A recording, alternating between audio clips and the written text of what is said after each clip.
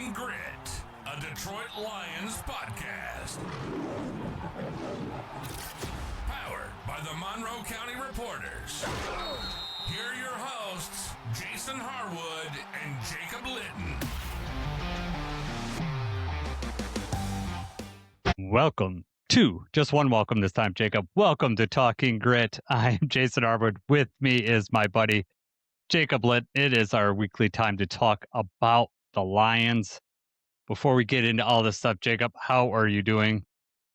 I just want to point out that was one welcome, but you took a very big breath of air. Did I? Are you okay? It took you a second. I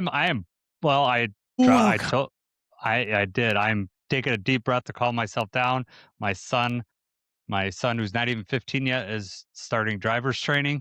So it's going to take all my patience, all my caring, all my dad skills to get through this time in my life. So yeah, I can't believe I'm here, but it's, I needed a deep breath to calm myself down before we start arguing about these positions. Right? Shouts out to him. Yeah, exactly. So I've been good, man. I went to a Mud Hens game. I didn't tell you that. I went to a Mud Hens game the other day.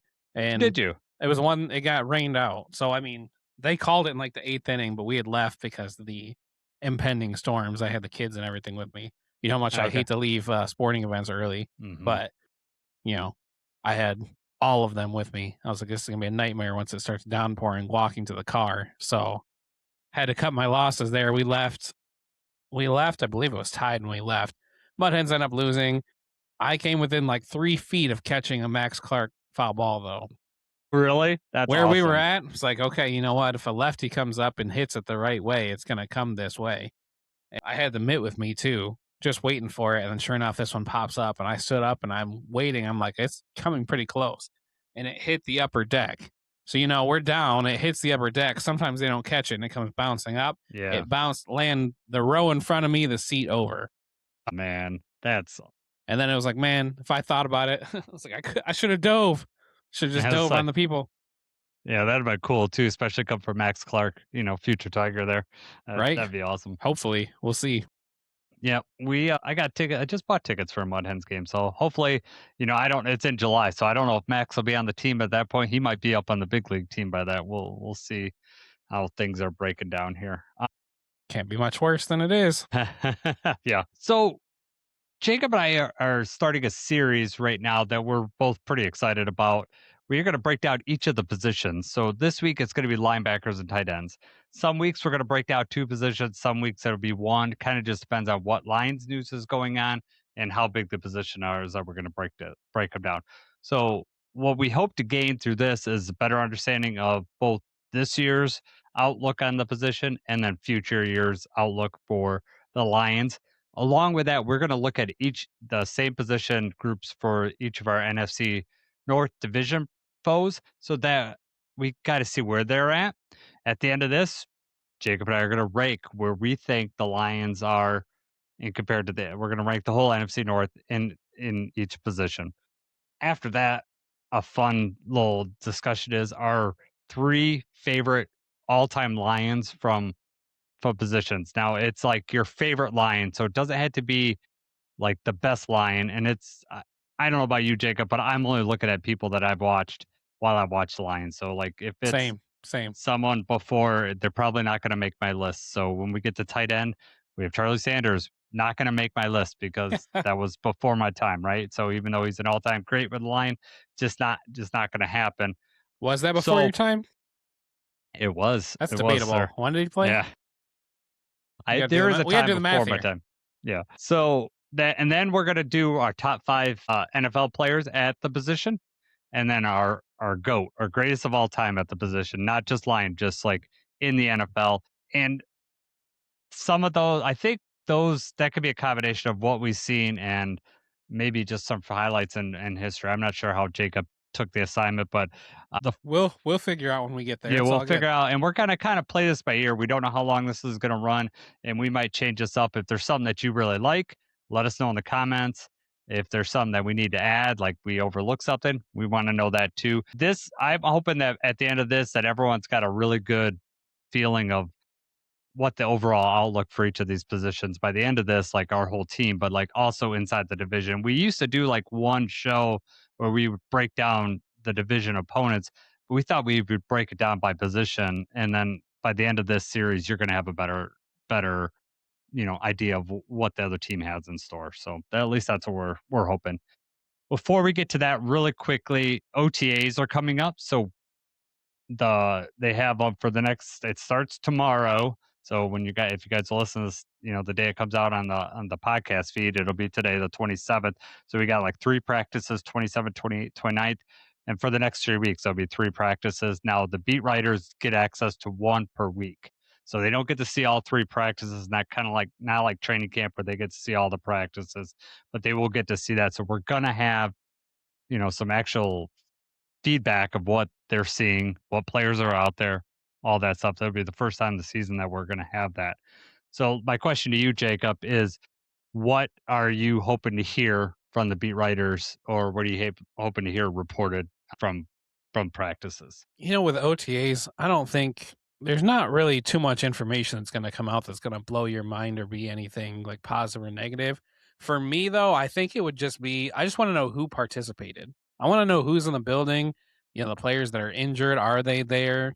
How are they looking? Are they going through drills? I think that's just what I'm going to be looking towards, is who's out there. Yep. That's what I'm looking at. Is Sam Laporta out running routes? Is he, actually practicing, or is he on the sideline with a trainer? Same thing with Branch. Like, is he got a boot on? Like, this is the first time they're going to have eyes on these guys. How's Kirby look? Is Kirby out there? Is Kirby, those are the guys that I really want to see. You're not going to see anything from the offensive line, because it's no offense versus defense during this time. You might get a situation where you're seeing Miles Frazier line up at tackle or guard, but you can't really read too much into that because it's early and they're just like getting them reps at different areas. So training camp will be a lot better idea. Because I think for me personally, I want to see how everybody looks. There might be some physical changes with some of these players. Like I remember last year, Jameson Williams, the beat writer, saying how he added some muscle definition. He was able to run some different routes, the comeback routes, because he was able to stop quicker and get back. So something like that would be interesting to hear. But I think I'm with you. I want to know who's out on the field, how they're looking. Is it Kirby of old, or is it going to be the same thing we had last year where Kirby's just not out there and he's on he's just on the sideline. Right. A lot of unknowns. Yes. Don't like that. No, don't like that at all. I do want to remind everybody to follow us on Spotify, YouTube, or Apple Podcasts. I do prefer you to do YouTube, especially with this. We're doing a lot more visual stuff. I think you get a lot more out of it. But obviously, some of us listen while we're working or while you're driving, and cool, whatever way you want to listen to us, that's fine. You can also follow us at Twitter at Talking Grit at Talking Grit Pod. All right, Jacob. And if you do just listen, if you don't watch on video, I'll warn you, Jason looks exactly like how you thought he would look. Okay, big ears, bald. Yep. He wears a hat to protect the baldness, so you don't have to worry about that as much on here. But actually, I don't do it to protect the baldness. This light that's in front of me, man, the glare would be something horrendous, dude. We can't have that. Several times when I worked with Jason, I told him, it's like the glare over there, man. You're blinding me. I can't even count. Oh, it couldn't work in the drive-thru at work, man. There's people blinding them, people in the car. Hey, it's a hazard. Visual question though for you. You have a new shirt behind you. Is that a Talking Grit shirt? Yes, Deanna. My wife makes shirts. She got the printer up and decided to use one of those old Talking Grit things that she had just to check out the press. It was kind of a throwaway thing, like let me just use this old design. Yeah. But I was like, you know what? I'll hang it up here sometimes. That's cool. I'll keep a rotation so it's not always the same anymore. All right, cool. Well, I like it, man. That's awesome. All right, Jacob, I'm going to let you break down the Lions linebackers. We got the list on the screen there, and then we could also talk about Jack Campbell's new the contract that he signed. More details got listed, so I'll let you tell everybody about that. Just a quick breakdown of all the Lions linebackers. Obviously, we're going to start with Jack Campbell. We have Derek Barnes, Malcolm Rodriguez. Those are your 3 presumable starters. The rookie Jimmy Rolder, Trevor Nowaski, Damone Clark, Joe Bacci, Eric Hunter. Those are all the linebackers that are currently on the roster. Obviously, that does not mean these are all the linebackers that will be, making the final 53. But as of right now, this is what the outlook looks like. Do you want to break down the Jack Campbell? We just got the details of the Jack Campbell contract. Why don't you break that down? All right. Yep. So they added 4 void years on top of that. So that 51.5 million guaranteed is going to get spread out through 2030 plus 4 more years, meaning that his base salary is going to be very low. Base salary next year is 1.26 million, and at 28 1.305 million. 29 it is 15.15 million, and then it goes back down to 2.75 million in 2030. It's got option bonuses throughout that. It's kind of like the Kirby contract. A lot of option bonus stuff coming up. That also guard against what happened to Taylor Decker, where they'll cut you, and then or Frank Ragnow, where they ask you to have some of your money back because they, won't. That option bonus hadn't been paid out yet. So the cap hits are a little more complicated because of when those option bonuses hit, then they spread out throughout the whole length of the contract. Void years, I'm not a huge fan, but it's just the way the NFL does things nowadays. That people want to say the cap isn't real, you can make everything fit. Well, you have to pay for that somewhere down the line. And you look at like a team like the Saints, they've been just in cap hell for like ever because of stuff like this. You look at the Eagles, they love doing these void years. And at some point you figure they're gonna have to pay. And at some point we're gonna have to pay. The you're hoping the cap keys keep going up each year, but at some point you're gonna pay for all this. Does this make you think, not to get off of the linebacker talk, but the contract looking like this, does this make you think that the Jahmyr Gibbs, the Branch, the Laporta, do you think that this is going to be typical with these contracts, or do you think we got fancier with this one because Jack may be the most reliable long term that we have? Like maybe the other guys get more money up front and Jax gets kicked down the road, or do you think that this is just the framework for how they're going to do this? Yeah, I don't know. I'm curious. Now, Laporta Branch, they have those injuries that they're dealing with right now, so that really complicates things. So I don't know. I don't know if it has anything to do with that. The Jameer thing, I would be surprised if they don't do option bonuses because of the injury risk history, and then just trying to get out of that if they have to. It's interesting, It- right? I mean, yeah, don't know how it's going to look when these all come out. yeah. I don't But know. we just want a way to get them all done, which works now, but a different question when you're looking at, 2028, 2029, and then, the outlook for how the contracts look. Yep. Hindsight's always 2020. It is 100%. You look at Kirby, I didn't really like the option bonuses at the time, but that actually might help the Lions because of his injury stuff. So it is what it is. You know, hey, like you said, hindsight's 2020. We'll know more in a few years, and everybody can have their solid opinions that they said they had from the outset. But we're on this podcast, so we could always go back and double check what we really said at the time. Right. So Jack is signed to 2030. We got Jimmy Rolder. He's through 2029 because we drafted him this year. But everybody else, and Eric Hunter is an undrafted free agent. Who knows if he's going to make the team or not. Then you have Derek signed through 2027, but anybody else is just signed through this year. So, and Derek is a big question for next year. If he performs at a similar level, he could be on the cutting block. And then really the only linebacker that you'd have Jimmy Rolder and Jack Campbell, that's signed this year that could be back for next year. So are you okay with that? Do you wish there was more stability there, or what's your feelings about that in general?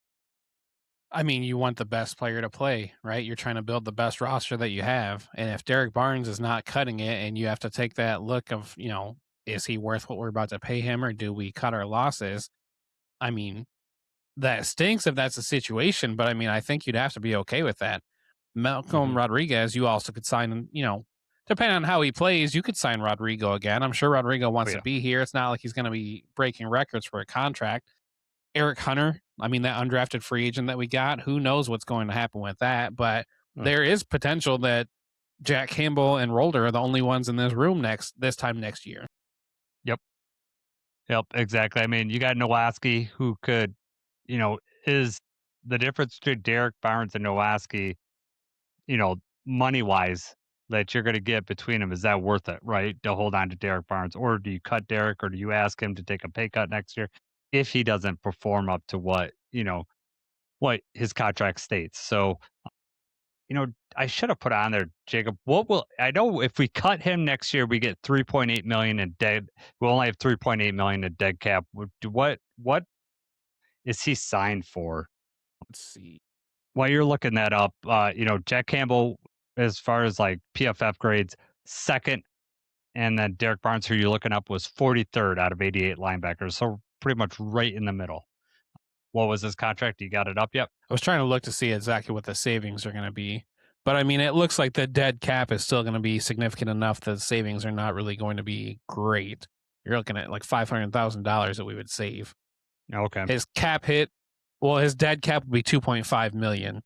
Cap hit would be 2.4. Derek Barnes also has, 3 void years after that. Yeah. So those void, they start to add up, don't they? Right. So that's when you're talking how much value do we have, and is it worth paying him to not be here? Mm-hmm. So, this year you're going to probably start out with Jack, Derek, and Malcolm. Malcolm's probably going to be your Will. Derek's going to be your Sam. And then, Jack is going to be your Mike. Now, Jimmy Rolder is probably going to be taking the Will position, which, he's going to go with Malcolm. Being a fourth rounder, I don't expect him to be starting, but it could, he could end up being that way. Would it be disappointing for you if Jimmy isn't starting by the end of the year? No. I have no stock in Jimmy starting this year. I have no expectations. If he is starting, if there's no injury and he is starting because he's playing well, hats off to Brad Holmes and Dan Campbell and what we're doing here. I don't see that happening. I think if he's starting, then there's some sort of injury, something happened somewhere. Yep. Yeah. And Trevor Nowaski, he's great to have on the team as a backup for your Sam spot with Derek Barnes. Derek Barnes needs to develop some pass rush or something to add to his repertoire. Like, we've been waiting for that since, and I don't know if that's ever going to come. To me, that's got to happen for him to hold that spot. Like, for us to not try to upgrade the next year. I mean, I think that's where he failed, right? I mean, that was the primary, he's supposed to be able to provide some pressure. He's supposed to be able to be that edge drop. You don't know what he's doing. And the pass rush was not there at all. Exactly. He's good against the run. He's not able to make any sort of threat against the pass. Mm-hmm. Yep, I agree. We got Damone Clark too, and he could provide, backup at the Mike position. I've seen his run defense is very solid. I'm okay with that. So we'll see. I think we obviously taking a step back with losing Alex, especially in the coverage department. Do you think it's a massive step back, or are you disappointed with this line? Like, where do you feel like compared to last year where we're at? I think we've downgraded from having Alex on there, but I do think it was time for Alex to move on with the contract stuff that was happening and the other players, the other positions that we need. I think it was the right move to let Alex go and kind of roll with what we have. Yeah, I'm with you on that too. I would like to have Alex on there, but probably not for what cap space he was going to take for this team. And, then they end up getting Jimmy. Hopefully Rolder can, show some progress this year. And I know, real quick on the Alex stuff, because I know we kind of felt differently, but even seeing him in training camp and everything, I just think the fire was gone for Anzalone. I really feel like the contract, despite what everybody was saying and everything, he's a professional. He was out there doing it. I think that it took some of the fire away from him and it affected him on the field. I could get with you on that. I don't know how much. It's hard to measure that. But I don't think you're totally wrong in saying that. I think that even when you start looking at Twitter, I mean, he's always been a little feisty on Twitter, like pulling up stats that he said and comparing everything like that. And, and then he loves Dan, he says, but he blames the front office people. But Dan was probably about that too. Like, he understood, the pros and cons of keeping Alex, and it just wasn't there. And I don't think Alex got what he thought he was going to get either. But he signed with Florida, no income tax down there, so he got, even though he signed for a little less, he's probably going to get, more than if he'd have signed it with the Lions, right? Not that contract was out there. All right. So let's move through the Vikings linebackers real quick here. I'll go through these, Jacob. We got Blake Cashman, Jake Golday, Ivan Pace Jr., Eric Wilson. Those are their main linebackers. Then you have Josh Ross, Bengali, Kamara. Ooh, I knew you were going to pause with that it. out. I knew. Boom. Hey, I said it right though. Kelly Lawson and Jacob Roberts. Those last 4 are undrafted free agents. Last 3 are just undrafted free agents this year. The one was Josh Ross was undrafted free agent in 2022 from Baltimore. He's had like 0 defensive stats. He's mostly special teams. That's a Michigan player. Yeah, is it? I Ross, guess I forgot about that. All right, so I'm gonna start with Blake Cashman. He's signed through 2026. I've seen some sites that say that could be a cap casualty, like this like in this off season, like after training camp, they could save like 4.5 million. However, looking at their roster, I would find that hard to believe that they would cut Cashman and leave. Then you'd have Golday, Pace, and Wilson as your linebackers, and then it's all undrafted free agents after that. That would be scary to me if they were to do that. Well, remember the Vikings are also in cap hell, so I mean, Yes. what do they do here? Exactly. I don't know what. Yeah, I mean, he's going to be age 30, so I mean, he is getting up there. But also, I think with this Brian Flores defense, you need experience, right? You can't. Golday's a rookie. You can't expect him to be out there. A lot of times, they're putting either linebackers one-on-one, because they're rushing everybody else, or they're playing back and in zone and stuff like that. And you got to have people with experience. I fully expect Cashman to be on this team at the start of the season. I would be shocked. Yeah, this season for sure. I mean, with what you have behind him, you're right. There's just no. I mean, you'd almost be throwing in the towel on your linebackers right away, and that'd be terrible for the rookie as well. Mm-hmm. They did sign Eric Wilson to a 3-year, $22.5 million contract, and I remember talking with the Vikings people last year when we were on the other guy's podcast. I can't remember their name, and then also a Reef. They really liked Eric Wilson, so it doesn't surprise me that they signed him to that 3-year deal, and maybe he's got some growth there. And then Golday, 2nd-round pick, number pick 51 overall out of Cincinnati. Obviously, they're hoping that he could just step right in and start playing on day one. I know he was, on. Some people were even looking at him at the Lions in that 2nd round. Pace, however, what was he? He was 78th out of 88 in linebackers. Eric Wilson, even though they were excited, like I said, 45th out of 88, and Blake Cashman 40th out of 88. So you're hoping Golday can improve that unit, but it's still a pretty low rated unit. I mean, with the injuries to Cashman, it's it's not great. No. They're hoping Cashman plays more like he did before the injury. They're hoping that he comes back, but when you start hitting those 30 or that age 30, it takes a little longer to get ready. I also wonder how much of Blind Flores' defense affects these ratings, because he puts them in difficult positions. So like you're playing one-on-one positions, or you're just you're all over the place. You're either back into coverage, coming in the line, stunting. You're doing all sorts of weird stuff with this. So the way they grade this stuff sometimes could be off kilter. But I would say that this defense was not. I mean, I know the Lions had trouble with them, but I think that was more of a problem with our offensive line than anything else. But they were not as dominant and disruptive as I've seen their defense in the previous years. Agreed. Yep.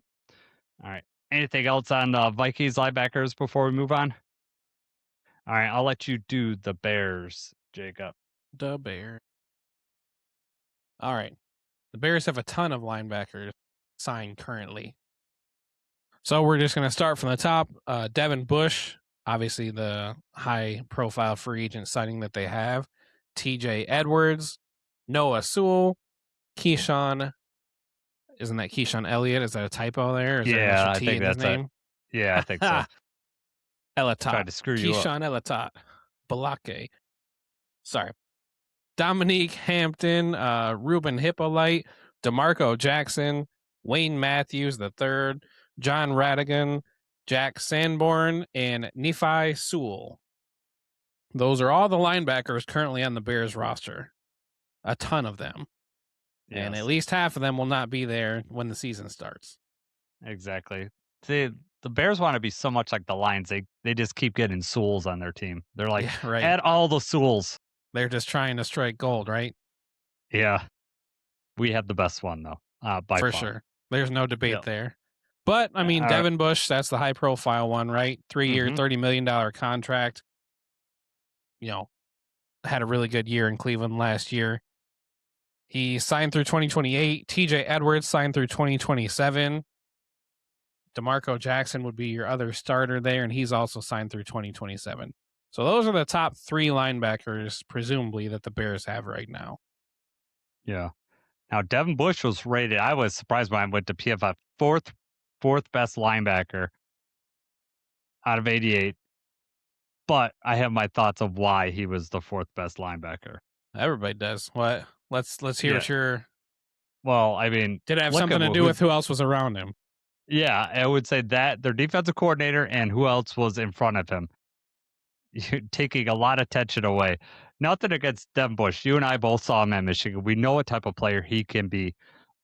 Even his first year in Pittsburgh, he was good. Then he had trouble being healthy, and he just never really recovered in Pittsburgh. Had a really nice year last year in Cleveland, and he's going to make some money on that deal. Now, Chicago has nowhere near the defensive line that Cleveland does. So, I mean, he's going to have to really play well to have that, to make worth of that contract. I don't know what you feel about that, but that's kind of what the wide. I mean, they're rolling the dice there, but he is a veteran now. Here's the thing: if TJ Edwards and DeMarco Jackson both play like 700 plus snaps, because I don't think either of them played that many snaps last year. If they play a high volume of snaps and look like they did, like in the small sample size last year, I think the Bears linebackers could be a problem. Devin Bush, obviously we know from Michigan and everything. We've seen the inconsistency. Part of that, I feel like, was him maybe putting too much pressure on himself and trying to do too much early on in Pittsburgh and then battling back from the ACL injury. He also signed that 1-year deal in Seattle. Like, everybody forgets that he played for the Seahawks because he was like a backup and a special teamer. And then he goes to Cleveland and just absolutely destroys it in Cleveland. But like you said, I mean, it's much easier to play linebacker when you don't have to worry about your defensive line blowing assignments and you've got the offensive line completely overwhelmed and concerned about where the D-line is. And that's not just Myles Garrett. They had Mason Graham also. The line, as a unit, the Browns line is awesome. Way out of the Bears league. So now the Bears are kind of rolling the dice that Devin Bush is going to look like he did last year with this Bears line. And I don't think that's going to be the case. I do think the veteran, right? It's an upgrade for them. Bush is a veteran. I think that he can play like he did last year. I worry that the line being not as good is going to result in him going back to his old ways and trying to be everywhere and blowing assignments and trying to do too much. That's the concern I would have if I was, rooting for the Bears. You're 100% right there. So is that your Homer view? I'm just wondering, is that you're going to... My Homer view? Yeah, if exactly. I'm being honest, if Bush looks like he did last year and Edwards and DeMarco Jackson can play like they did in a larger sample size, I think that the Bears probably have one of the best linebacking groups. That's a lot of ifs, ands, buts. Yep. I don't think that's going to be the realization, but... No. But I if it was up to me, I'd rather not have Devin Bush sign there. But he doesn't overly worry me as a Lions fan too. I think he's solid in linebacker, but like you said, linebacker play is a lot built on, people up front doing their job, taking up double teams, having attention, running stunts, creating space. And the Bears do not have the front to do those type of things. So Devin Bush is going to have a tough task. And you're right at Michigan, and I think in his not so much his rookie year of Pittsburgh, but for his next 2 years, he did that. He tried to do too much, and then he was getting injured, and he was just out of position. And that's then you're really in trouble. If your linebacker's out of position, that's when you give up big runs, and you just get in trouble. Right. I mean, but at Michigan, it made him great because the level of play was not as good. And, he's blitzing from the weak side, and all of a sudden he's making a tackle from the strong side 10, 15 yards down the field. Like, he's awesome linebacker, athletic ability and everything, but then the injury happened. I also want to point out he had 3 interceptions last year, and 2 of them he returned for touchdowns. That does not happen in Chicago. I don't know, man. They got so many turnovers last year. You might walk into something there. I hope not. Not going to happen, right? Yeah. We talked about the Sewells. You got Noah Sewell. He is going to be one of their primary backups. He kind of reminds me of like a Malcolm Rodriguez, just a guy that's going to play really well, loves football, but he's not the most athletic guy. But he's got the Sewell gene, so he's loves football, and he'll play his heart out. I don't know too much about Nephi though. I assume he's mostly just there for special teams. He's there to sell tickets. No. Honestly, I had not even heard of Nephi until we put him on this list. Okay. I was like, Jason made this guy up. Is he testing me? Yes, that's what I do. Right? Let's see. So just to go through the PFF rankings, Devin Bush, how we mentioned before, was 4th. DeMarco Jackson was 13th out of 88. You got Noah Sewell was 81st out of 88, and TJ Edwards was 28 out of 88. You don't have it on here, but I'm almost positive DeMarco Jackson played something like 300 snaps or so. Like, I don't think he was ranked 13th, but I think the snap count was significantly lower. Was low. Okay. And that would But that's what sense. I'm saying. If he's doing that, playing 1,000 snaps, you've got a problem on your hands if he's playing that well. Yep. All right, let's move to the Packers linebacker crew here. I'll let you run through those. They're all you. Packers linebackers. We're going to start with the best one on the team, Edgerrin Cooper. The rest of these guys, not so good. Zaire Franklin, Isaiah McDuffie, Tyron Hopper, Nick Neiman, TJ Quinn, Christian Welch. So the Packers only have, I think it's 7 linebackers signed to the roster right now, not including Micah Parsons, who would be considered an edge. There's quite a few, like when you look up these things, it's funny how edge, a lot of times they throw them in the linebackers, but Luke Van for Ness the purpose of one. this, right. For the purpose of this, we're not counting them as true linebackers. Yeah, they'd be in the edge position. So that's one thing I meant to point out at the beginning, that some of these, if you depend on, some of the team websites have as listed as outside linebackers, but I just I bunch them in as edge, and that's just the way it goes. So Edgerrin Cooper you're right, he's the star of the team. He was ranked 17th out of 88. I know that the team's super happy with him. The fans love him. He is going to be up for an extension. I think he's eligible to sign one this season. Don't know if that's going to happen, before the season or not, but I know that they're going to want to sign him. He had 4 sacks his first year, only 1 last year, but that's probably because Micah joined the team. I'm assuming that might have cut into that total a little bit. We'll see. He, let's see here. I wanted to look at his. So he's got a great coverage score, pretty much really good across the board. Pass rush is a little low, but even that's 67. So that's a good score. The next guy that I want to talk about is Zaire Franklin. You basically traded Quay Walker. You didn't trade him, but Quay Walker's position went to Zaire Franklin. And I know that that's a name, but when I started looking at his stats, like started 17 games last year. He only had 62 tackles for your linebacker. That was extremely low. 62 solo tackles. Yeah. 125 total. I was like, 62? That doesn't sound right. But no, you're right. The funny thing about that is, like, Zaire Franklin for the last few years, to his credit, he's been playing like over 1,000 snaps a season. But at the same time, it's like, how I mean, he's consistently, I think the last couple of years, been rated pretty low. Like he's been rated pretty poor as a linebacker on Pro Football Focus. He's got to be doing something right for the Colts to continue to put him out there and start as many games. And now the Packers are going to rely on him coming in and being a starter. Yep. But I mean, for him to be rated so poorly, and now you basically hand him a starting job, it looks like, that seems wild to me. And about Edgerrin Cooper, before we just move by him, I really like Edgerrin Cooper. That's somebody that I would like to have in Detroit. He's somebody I think kind of does, maybe he's not, he's not all pro. He's not great at, everything, but he's good at everything. He's not going to be elite in one particular spot, but he's good at everything that makes him a good all-around linebacker. So I really like Edgerrin Cooper. There is a steep drop-off in the linebacker group after him. Yes, 100%. I'm with you. We could have Edgerrin Cooper instead of Derek Barnes on this team. We'd have something. Oh my gosh. Yeah, right. That would be, Edgerrin Cooper is like what I would want Derek Barnes. You would get a little pass rush, can do the coverage. Like he could do it all.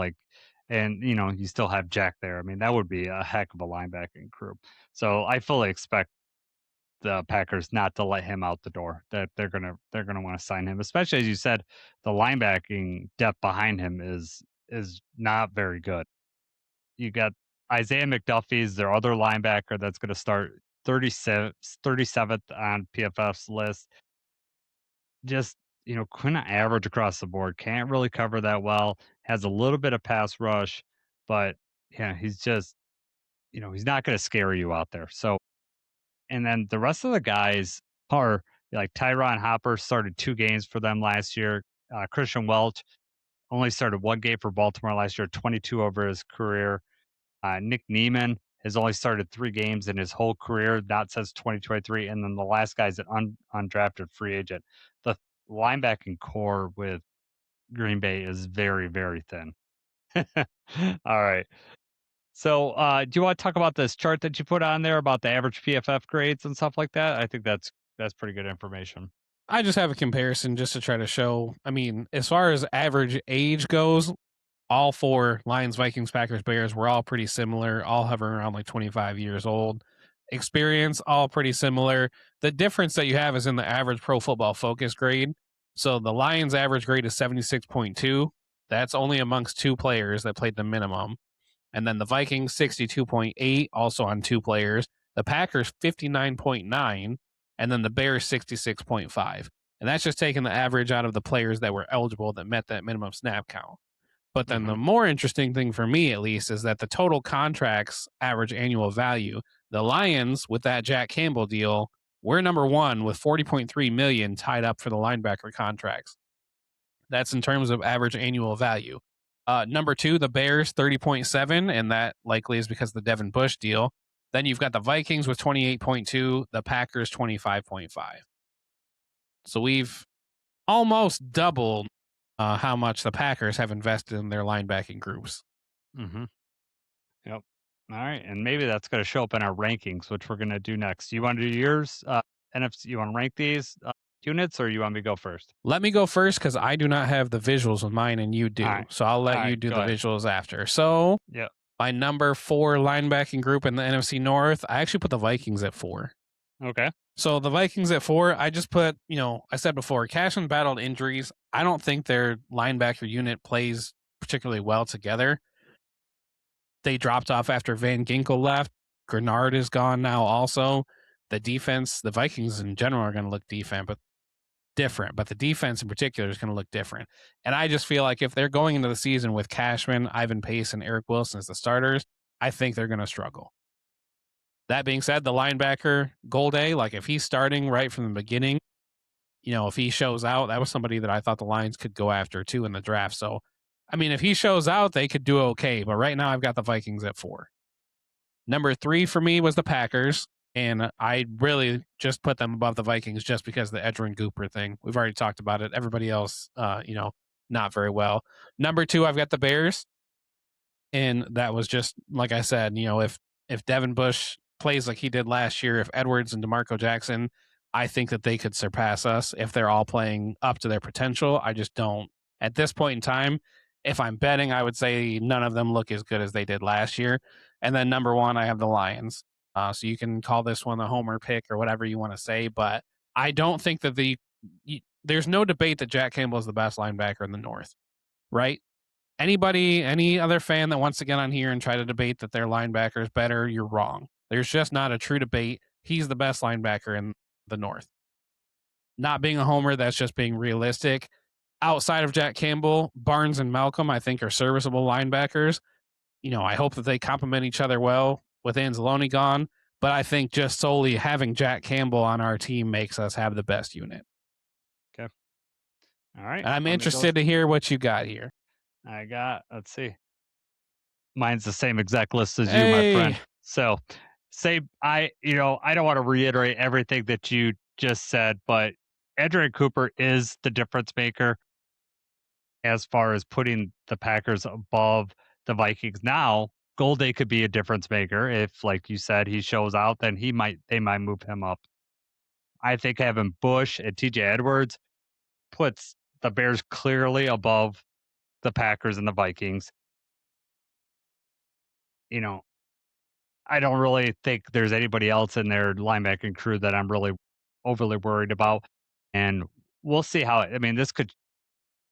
Devin Bush plays this year. If he could stay healthy, that'll be a big difference of whether our rankings at the end of the year would be the same.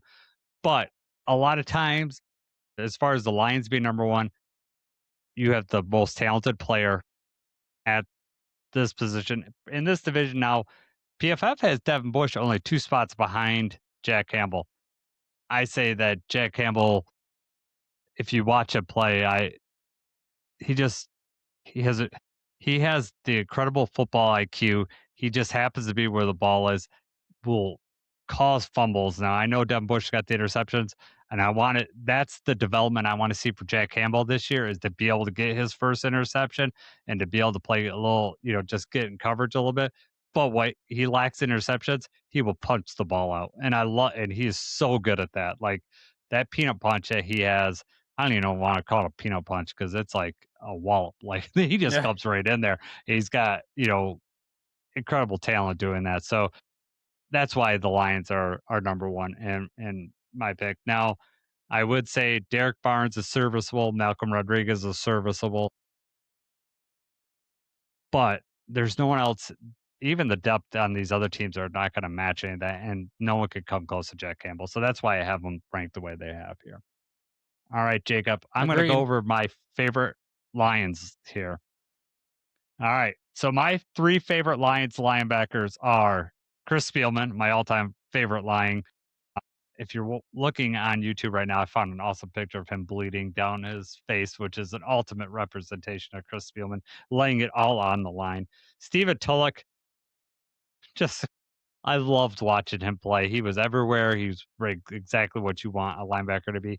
And DeAndre Levy, I know that the injury stuff left a lot of bad taste in a lot of people's mouth, and even mine too. But he played at a level for a while that was really tops in the NFL. He would talk about getting interceptions at the linebacker position. He led the league one year. I love DeAndre Levy.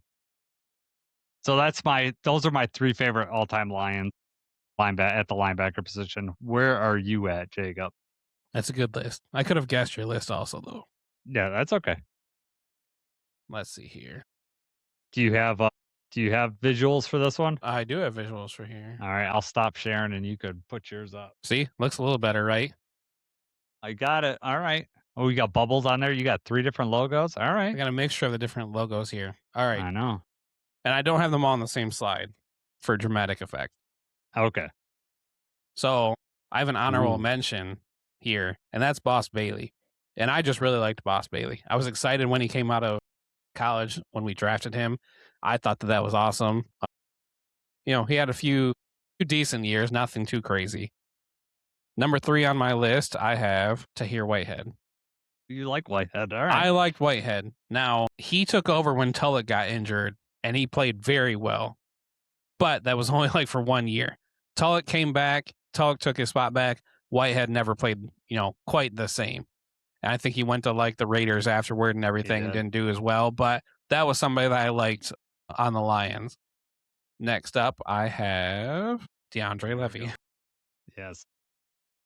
You already talked about him. Loved Levy. He was awesome.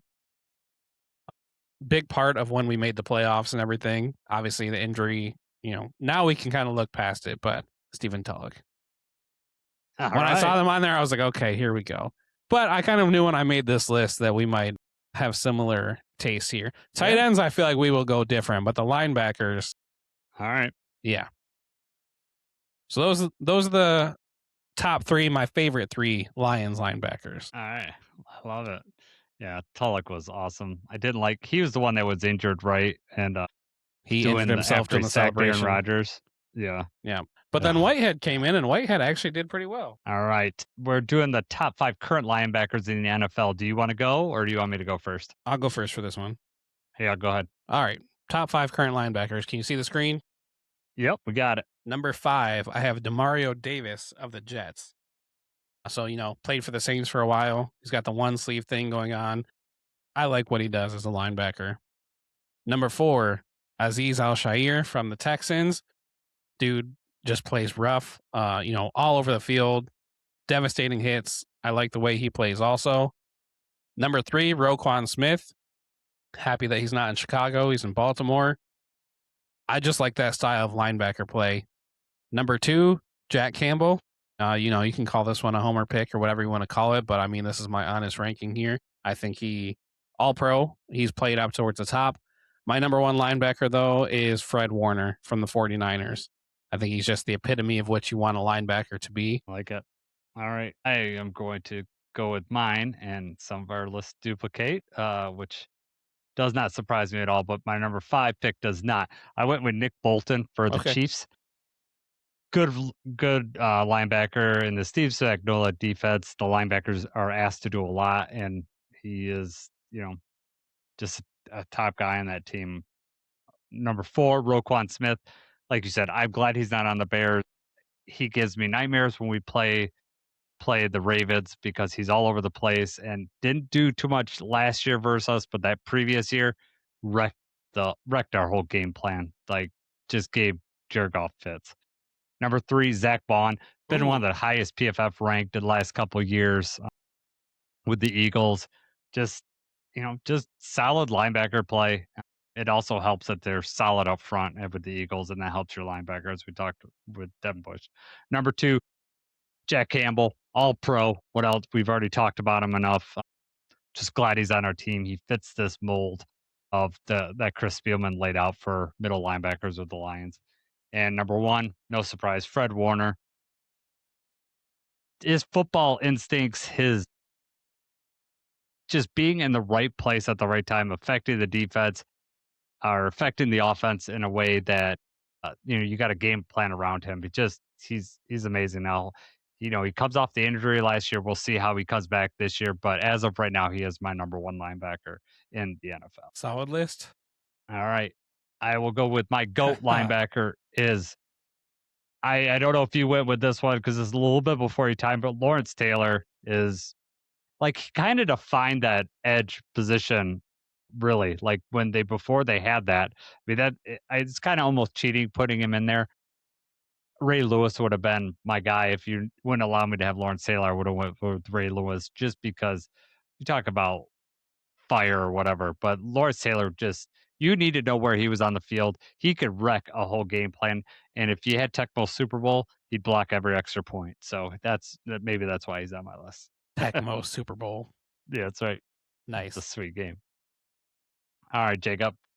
Who did you put for your GOAT linebacker? You stole my thunder because you had to mention more than one linebacker in your GOATs. I know. Ray Lewis. Ray Lewis is the greatest of all time linebacker for me. Lawrence Taylor was before my time, so I never saw LT play at all. But I saw a lot of Ray Lewis. That Super Bowl, the Ravens defense.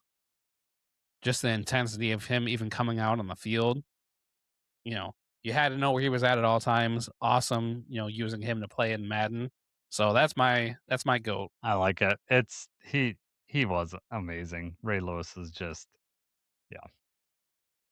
pretty crazy. All right, let's move into the next group is gonna be smaller than the previous group linebackers, so we'll probably fly through this a little bit quicker. But we're gonna start with the tight ends.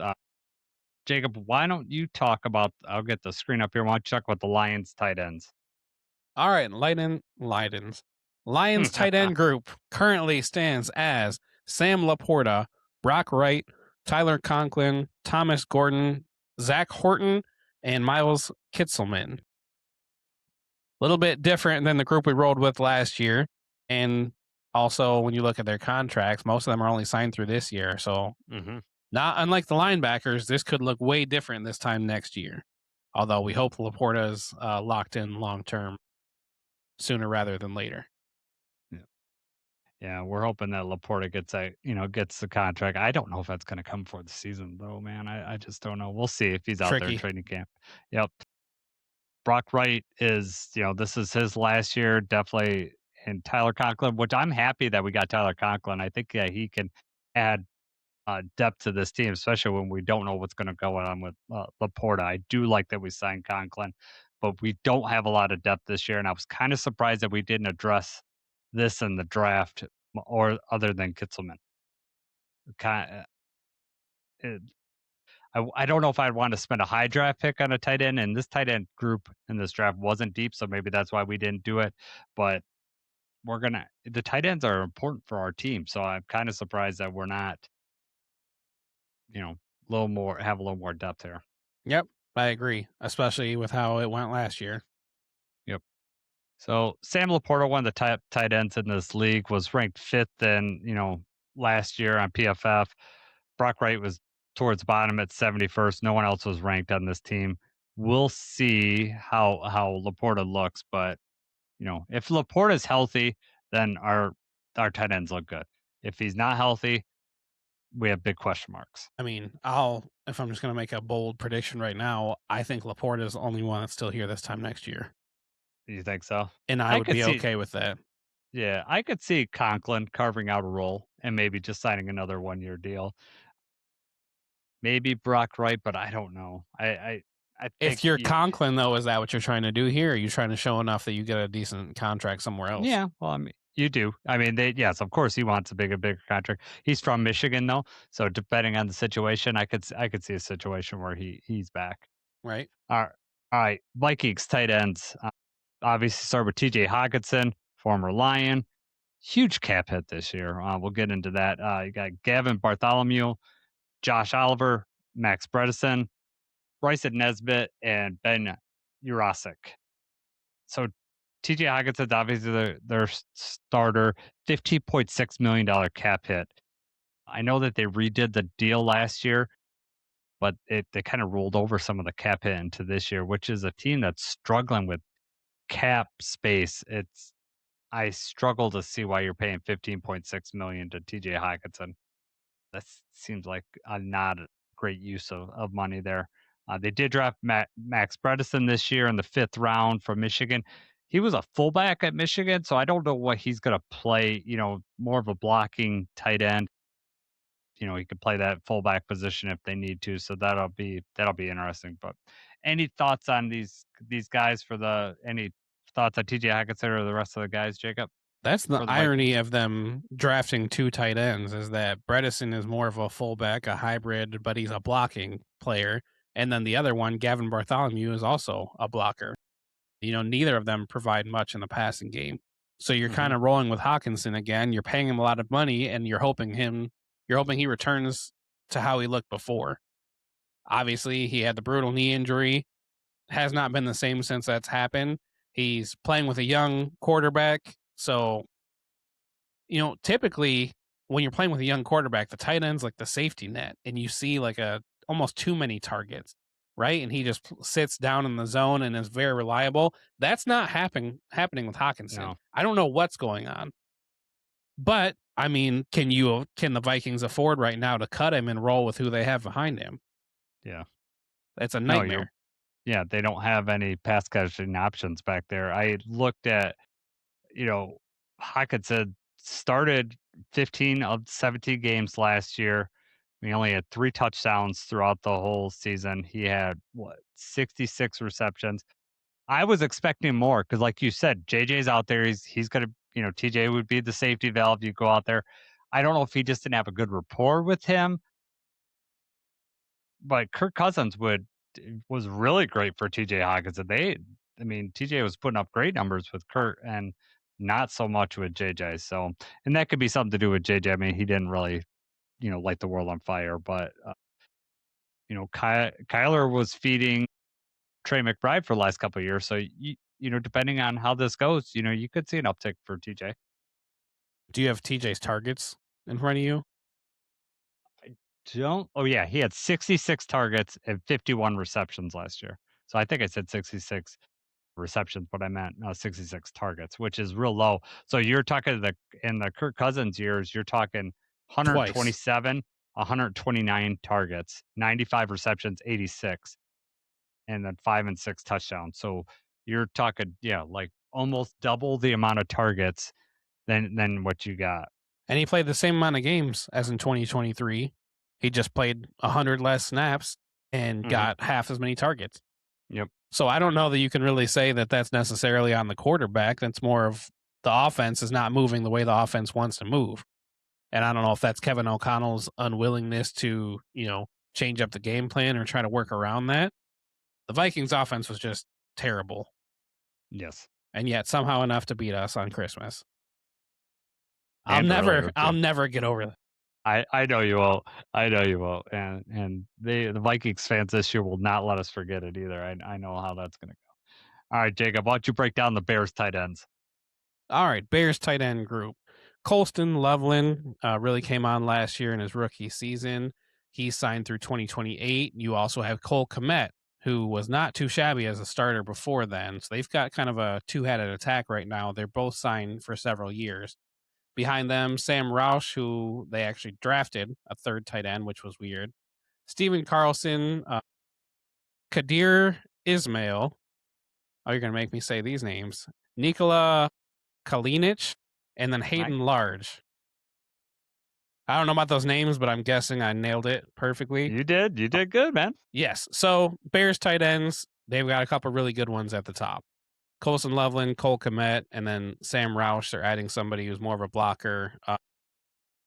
They've got a good tight end group, right? I mean, they can cause some damage to teams, especially with Ben Johnson running the offense there. He likes to include the tight ends. Who's that? Colson Loveland really came on at the end of last year. Super impressive. I expect him to take another step forward this year.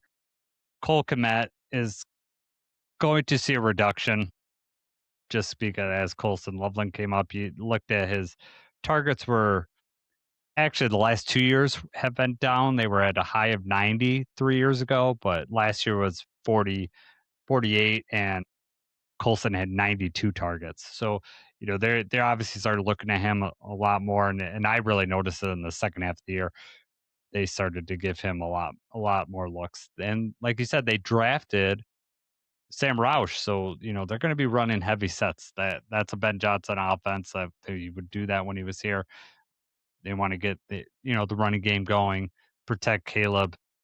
But when you start doing that, you limit your wide receiver options too. So we'll see how that works out. Their offensive line isn't going to be as good this year, the Bears, so maybe that's why they decide to go with another blocking tight end. We'll see. But yeah, this is a trouble unit. This is going to give the Lions some fits, especially with some of the issues that we have. Linebackers are we going to put a nickel on Colson Loveland? That's a big body to put a small nickel on there. Normally we would have Alex guarding tight end, so it's going to be a little different this year. I'm hoping that we don't go to the years in the past where the tight ends really tore us up. We'll see how that goes. Problem when they're running those big jumbo packages too. If Loveland and Kmet are both on the field at the same time, they can very easily look and see what their best matchup's going to be because they're both like 6'5" or taller. They're both big targets for the red zone or in third down situations. I mean, it's a good situation for them to be in. It's a bad problem for the rest of the league. Yep.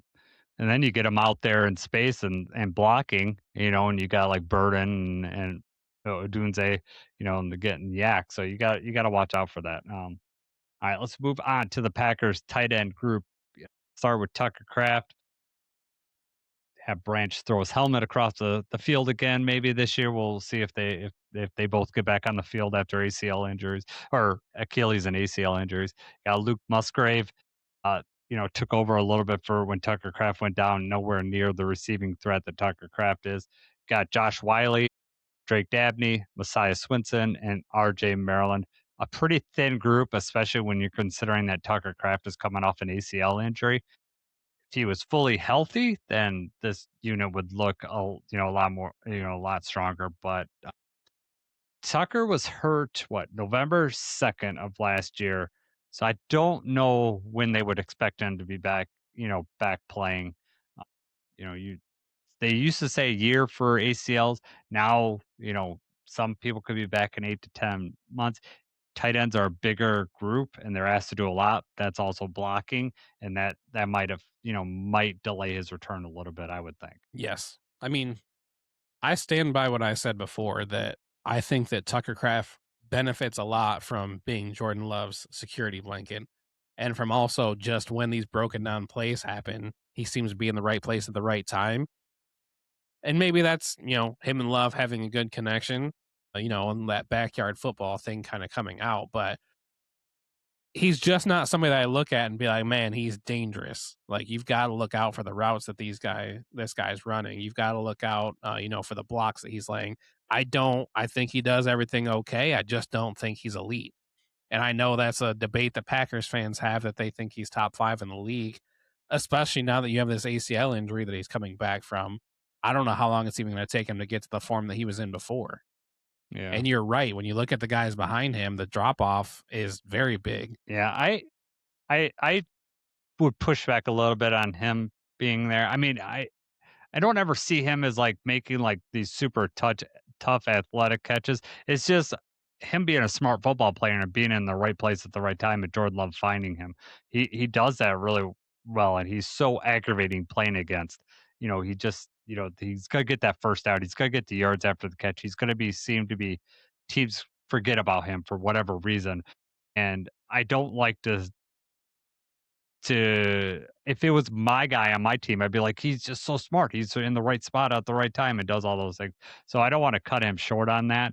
But I also don't think he has elite tight end skills, that he's making these super tough catches or catches in traffic. Not that I see.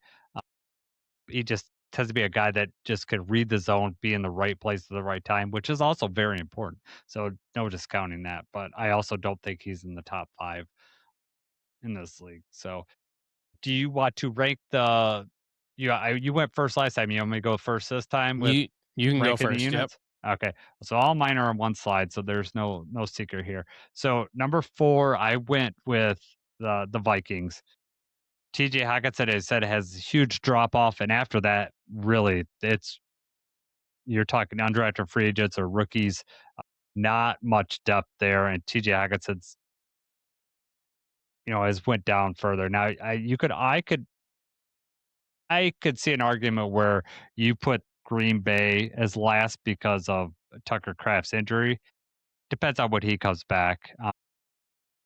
So I guess I could see an argument there right now, currently, that Green Bay would be 3rd, but I'm going on Tucker Kraft maybe being available for part of the season. In that case, I put them at 3rd. Number 2 is the Lions. Sam Laporta being injured, that is a big question mark too. Injuries are really it could affect this list greatly, but it's clear to me that the Bears are number 1. Colston may be the best tight end in this division, and Cole Kmet is as a solid number 2. So I think it's clear that the Bears have the best tight end unit in this division. Yeah. All right. Well, you can just keep your little list up there, and we'll just put my name in front of it. My little list. You can just put my name on there because mine matches yours completely. Okay. The Vikings, I mean, you already said it. Hawkinson not playing as well. Getting paid a lot of money. We don't know what's going to happen with that yet, but I just don't think that things are looking up there. Packers, I put number 3. Like I said, with the Kraft injury, we don't know when he's going to be coming back, but I would assume that he's probably going to be playing at least half of the year. And if the Packers are making a playoff run, he's probably going to be a decent part of that. And then number 2, I think that between the Lions and Packers, that comes down to Sam Laporta being better than Tucker Kraft. Because if you take those two away, if you're saying that both of them are injured or both of them miss time, the Packers have Luke Musgrave, the Lions have Brock Wright. Those are like the next man up. And Musgrave started 10 games last year, 24 catches, no touchdowns. Brock Wright started 8 games. He had 14 catches and 2 touchdowns. The drop off for both of them is very, very big. So I just think that this comes down to Sam Laporta being a better tight end than Tucker Kraft. So I've got the Lions at number 2. And then you're right. It's painful, but you have to put the Bears number 1. Colston Loveland already showed that he can be a top tier tight end. And I think he's even going to do better this year. Cole Kmet's still in Chicago. Maybe he's a little bit better of a blocker. Colston's a better receiver, but collectively, those two, they just have the best tight end unit in the division. And I don't think that you have a true debate for any of these other teams, overtaking them. And that also, like, if Laporta gets hurt, the Lions are kind of hurting, right? We don't know what we're going to do. If Colston Loveland misses a couple games, Cole Kmet's right there. And yes, there's going to be a drop off, but that's not that bad. And, if Cole Kmet gets hurt and misses, they've got a rookie waiting that maybe can't catch as well, but that just frees up some more targets for Colston Loveland. The Bears are in a great spot with their tight end group. Mm-hmm.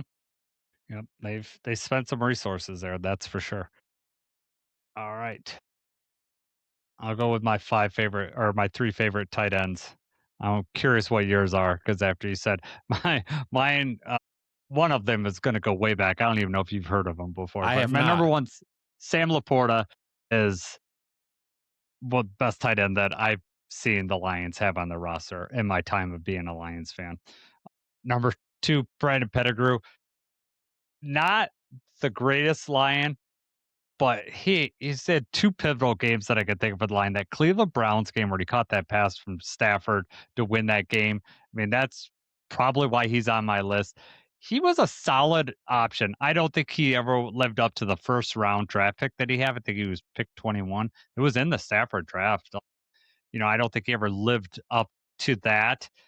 He did have some easy drops, but he was good with the team. Like, he wasn't like an Eric Ebron situation. He was also in that Cowboys game where there was that pass interference that flag got picked up there, where they, certainly pass interfered on him. So that was another pivotal moment. Brandon was there.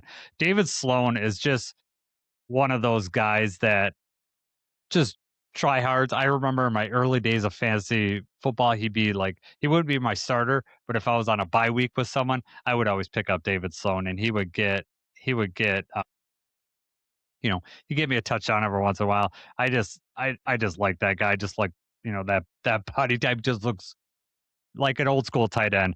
Dan Campbell could make the list, but I gotta be honest with you, during his time with the Lions as a player, he wasn't on my radar. So didn't make my list, but he certainly could be there. All right, Jacob, I'm curious what your list is. All right, let me bring it up here. All right, here we go. My top 3 Lions tight ends. You'll never guess number 3 because this is a deeply personal thing. Okay.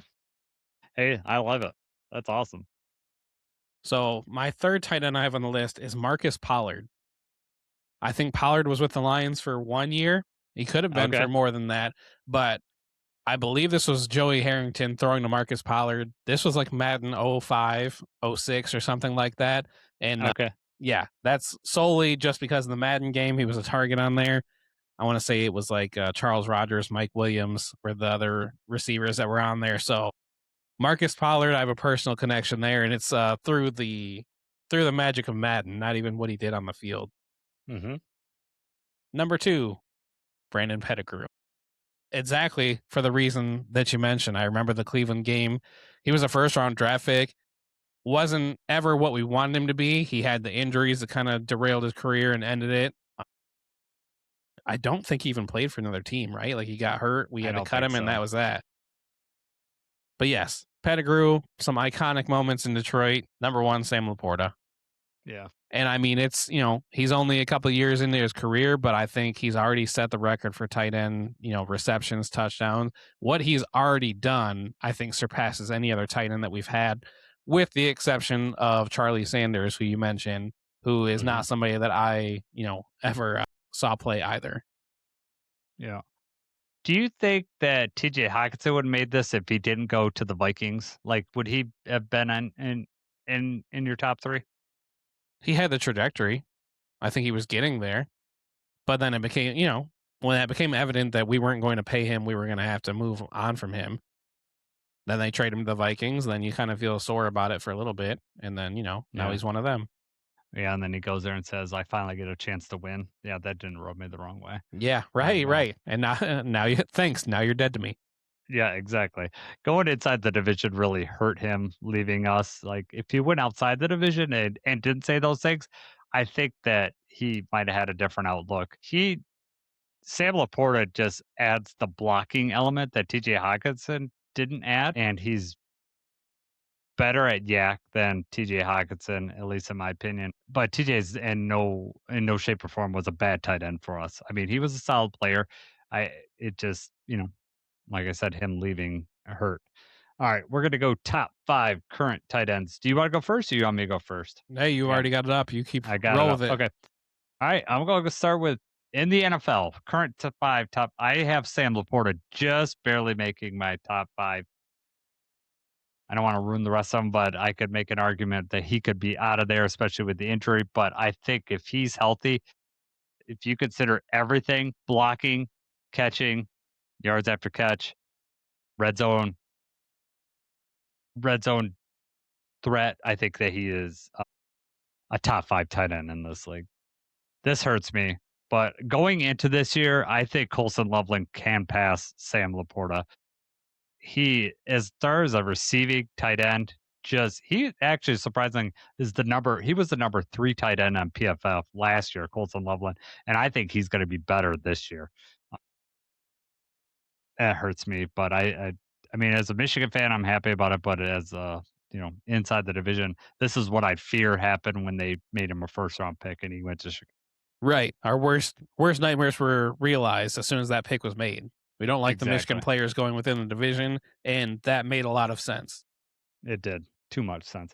Number 3, I've got to go with George Kittle. I know he's winding down in his career, but he is an amazing receiver. Just talk about guys that know where to be on the football field, threat down the field, threat over the middle of the field, threat with the ball in his hands. Just an overall good player.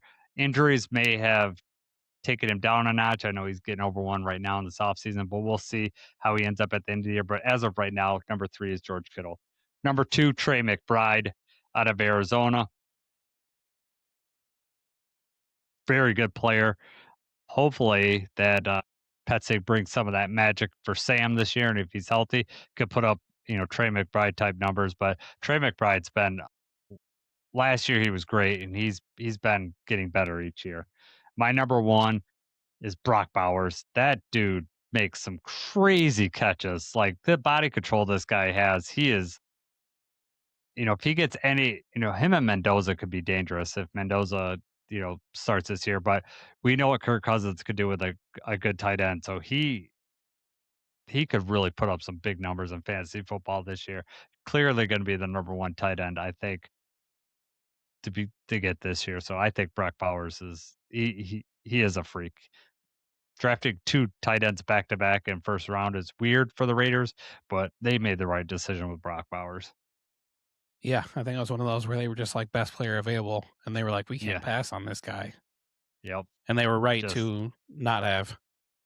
Yeah, he's awesome. All right, man. Let's see your top 5. All right, here we go. Top 5 current tight ends. So at number 5, I had Colson Loveland here at number 5. You've already mentioned it. I mean, he did really well last year. Okay. Well, I can see that. I got it now. Now you can see Trey McBride. Yep, got it. All right. Number 4, Trey McBride. The reason I have him at 4 is just because I don't know if you can really withstand how many targets they're giving him. So obviously the receptions are high, the touchdowns look good, but you're doing that on, I think it was like 170 targets. Mm-hmm. And I mean, he was the focal point of the offense. The receivers were not doing very well. The running game wasn't doing very well. Now they've got Jeremiah Love. Obviously, they're hoping that Marvin Harrison plays a little bit better. I just don't think he's going to sustain getting 170 targets every year. But he is a top tier tight end, and he's showed that he can be a threat at all times. You got to know where he's at. Number 3, I have Sam Laporta. This is hoping that he stays healthy. I truly do believe that he's a top 5 tight end in the league. Number 2, I've got George Kittle. You already mentioned it. He does everything well. He's a nasty blocker even. He doesn't mind getting his hands dirty. He's a threat when he's out there. You've always got to be worried where he's at. Injuries have slowed him down, but I still think he's at the top. And number 1, you said it, Brock Bowers. He's just on a different level. Does everything good. They know where he's at all times, and he's still able to, make them pay. And now he's got Mendoza back there, so I think he might do big things this year. Yeah. You got your GOAT? I'm going to let you do your GOAT, your tight end GOAT. Real quick, before we move on, because when I was making the list, I remembered. So in my Dynasty Fantasy Football League, somebody was trying to get Luther Burden from the Bears for me. I had him. I drafted him last year. They're trying to get him.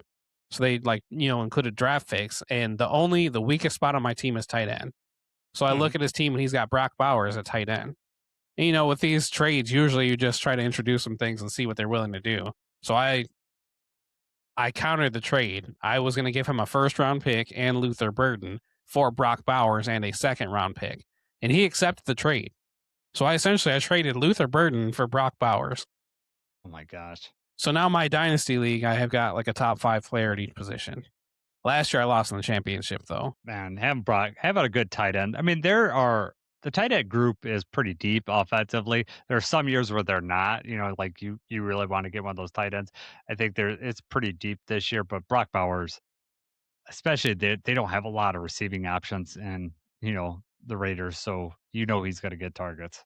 Yeah, I mean that was the weakest spot on my team last year. My receivers, until Malik Neighbors and Tyreek got hurt early on, but my receivers I was having to bench like a really good receiver and like try to take turns because I had so many on my team. But my tight end, I had like Jawan Johnson for the Saints. I had TJ Hawkinson. I forget who else I had, but it was like, man, my tight ends are just bad. So now I feel pretty good about next year. That's awesome. All right. Tell me who your GOAT is. All right. Can you see where it says Brock Bowers now? Yep. Got it. Tony Gonzalez. All right. I went back and forth on this a lot because I think that there is a true debate here about Rob Gronkowski and Travis Kelce. Mm-hmm. Gonzalez has done it for way longer than either of them did. More receptions, just more of an impact for more time. So that's why I went with Gonzalez. All right. Did you go the same way or did you go different? I will show you in 1 second here. Boom. Tony Gonzalez. Right. I was wondering about this because I was like, man, we could have a really good debate because Gronkowski is like, he did it on 2 teams, but he always had Tom Brady. Tony Gonzalez had a lot of different quarterbacks, but always was consistent. And he really is like almost to me like the prototype of what you want a receiving tight end to be, right? Like he could make really tough catches, athletic, but he was also a blocker. Like he just is what it is. Now Gronkowski was a freak. Like that is a man above men. Like that guy just looks so, especially with that big elbow brace, just looks so intimidating. Would make really great catches. I would not argue with people who said that he's number 1 tight end.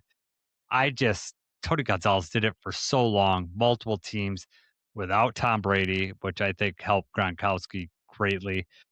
So that's why Gonzalez is there. But I think even before our time, there's probably some tight ends. Like I think Kellen Winslow, you don't think a junior, but senior. He was like an old school tight end. You had like Dicka, like those were like your receiving tight ends back in the day, but they still blocked more than they received. It was like Tony Gonzalez was in that time. Antonio Gates was an amazing receiving tight end too. Like just like I know everyone's like, oh, he's a basketball player, he boxed people out. But if you watch him play, that's what he did in the red zone. Like he just use his body leverage so well in there and Phillip Rivers and him had a great connection. So I don't think Antonio Gates makes my all-time list, but to me, he is one of the greatest, like, in the modern receiving tight ends. Agreed. But I do think that you have a real debate with Tony Gonzalez, Gronkowski, and Kelce. Yeah. But what you already kind of said. Gronk always had Brady. Kelsey's got Patrick Mahomes. Mm-hmm. Tony Gonzalez did not have, all pro, all time Hall of Fame throwing to him, correct? I mean, who was his quarterback for most years on the Chiefs? Chiefs, he probably had. Yeah, I don't even know. I mean, we'd have to look through that, but it was obviously not on the level of Patrick Mahomes. Now he had Matt for the Falcons. God, Matt Ryan. Jesus. Yeah, Matt Ryan. So I mean, that's a good quarterback. I mean, it's not on the level of Mahomes or Brady, but Matt Ryan is, was a good quarterback. So it's not like he didn't have. The peak of Tony Gonzalez's career, Trent Green was the quarterback for the Chiefs. Yeah. So he was not a bad quarterback, but Tony Gonzalez played with Damon Heward, Tyler Thigpen, Elvis Gerbach, Rich Gannon for a year, Steve Bono. Yeah, right? Wow. Yeah, it's still just. Yep. And then the first 2 years of his career, he played with Joe Montana. Yeah.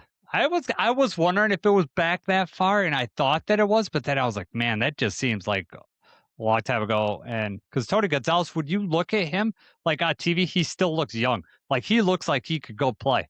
Like he does the Amazon Prime show.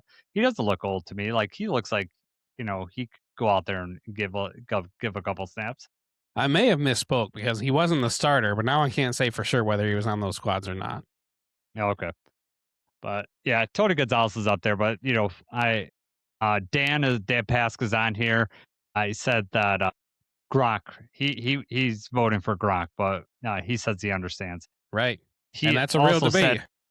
It is, and it's I'd love to have that debate, but I think that to me, part of it goes with the era that Tony Gonzalez came up to. Rob Gronkowski come up with, there was already receiving tight ends, and they were using tight ends a lot different than what they were using with Tony Gonzalez. He kind of paved a way for the modern receiving tight end. I wanted to point out that Dan Pass said, evening, going from the POD to you guys. That's a great evening lineup.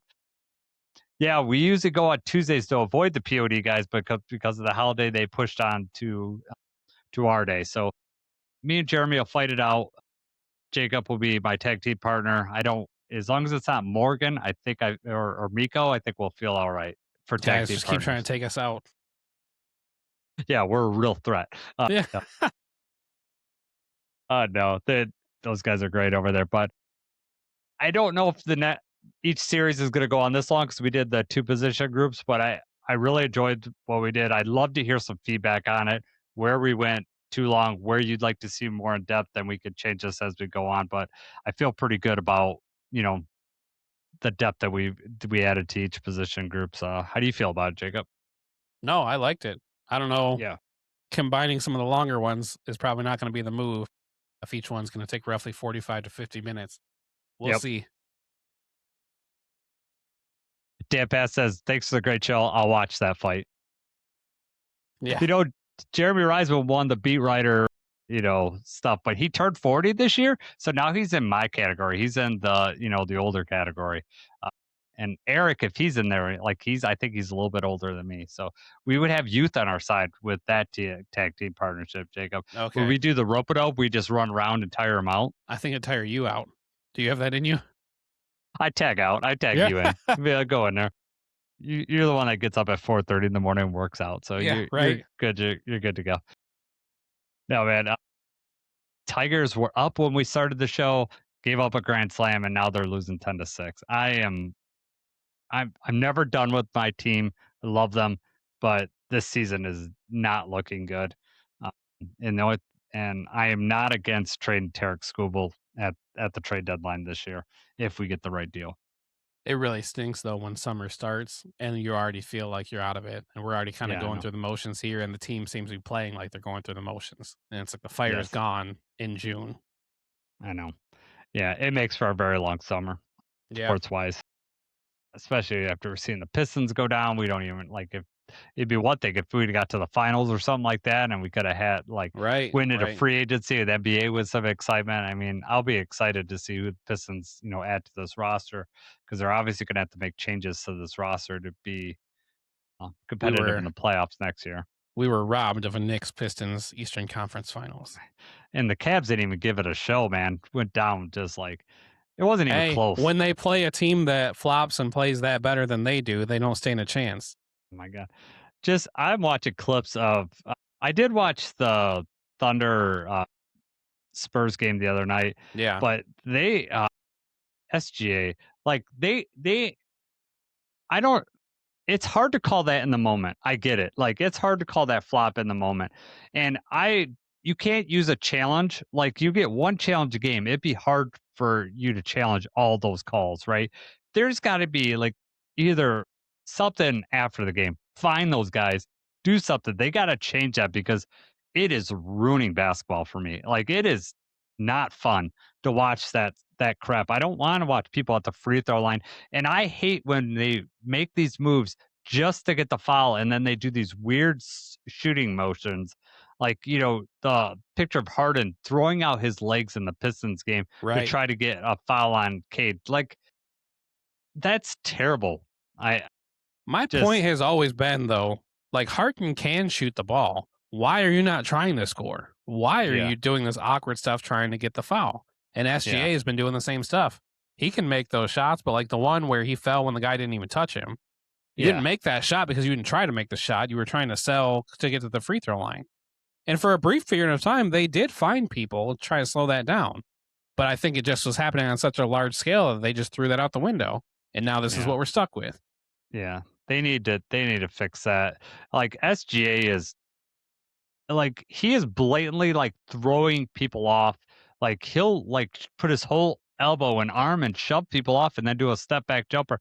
It's impossible to stop that. And then he'll do then what he does, he gets you off like by 2 feet, and then you run to try to make up that ground and he'll fake the shot and then run into you and get the foul, and that makes it even worse. That was also an offensive foul push off when they where you pump fake and they jump and you don't shoot, you kind of like throw yourself into them. That was offensive foul when they did that. Yeah. But it was like they just kept it quiet and just moved away from that, and now we're right back to where we were before. Yeah. Well, makes me really I'm really pulling for the Spurs, which I never thought as a Pistons fan I would ever say. But I do like Wemby, and I'm pulling for the Spurs. All right. Yeah. I hate the Spurs get these generational talents at center. I just talked to JJ about that earlier. Like that was one of the draft lotteries that hurt very bad. Man, because you knew Wemby was coming, and we had the best odds, and we still get leapfrogged. And we did draft Asar that year, but obviously when you've got the generational people, we never get those first round pick, number one overall pick. Like when Cade was the number one pick, there was a lot of debate about who was the number one pick. Yep. Thank God we picked right. But, it wasn't like with Wemby where it was like, you could practically have started printing his jersey the night the lottery happened. Yeah. Can you imagine having Cade and Wemby on a team? Yeah, man. It'd be over. Like, it'd be over. And he'd fit. Wemby would fit with our team, too. That's the crazy thing. Absolutely. Like, the competitive fire, the defensive stuff. And what would be crazy is that, he's such a threat down low, but he could shoot the 3 too, which is insane. Like he's just what we've been missing. All-time player. Yeah, exactly. All right, man. It's been great. For Jacob, I'm Jason. Next week, we'll be back with this position group. We haven't decided what we're going to do yet, but it'll be on Tuesday night, I'm sure. So until then, go Lions.